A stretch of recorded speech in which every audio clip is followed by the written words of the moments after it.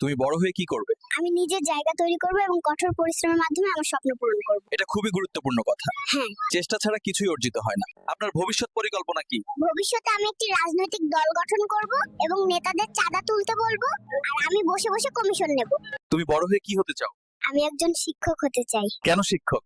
কারণ আমি অন্যদেরকে শিক্ষা দিয়ে তাদের জীবনকে উন্নত করতে চাই।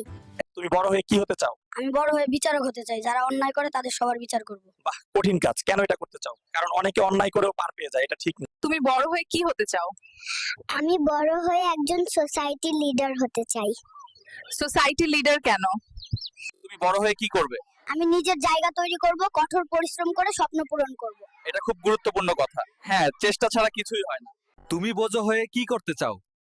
আমি বড় হয়ে বিচারক হব এবং যারা অন্যায় করে তাদের সবার বিচার করব। তুমি বড় হয়ে কি হতে চাও? আমি বড় হয়ে জজ হতে চাই, আর যারা অন্যায় করে তাদের সবার বিচার করতে চাই। তুমি এত সরাসরি কথা বলো কেন? কারণ মিথ্যা এবং অন্যায়ের সাথে আপোষ করা যাবে না। তাহলে তুমি কি করবে? আমি সৎ পথে লড়াই করব এবং সবাইকে জাগিয়ে তুলব। দুনিয়াতে এসে কেমন লাগতেছে? আরে ভাই, কিছুক্ষণ আগেই তো আসছি। এই দুনিয়ার হাউভাউ এখনো বুঝবার সুযোগ পাইনি। অনুভূতি কইমু কেমনে?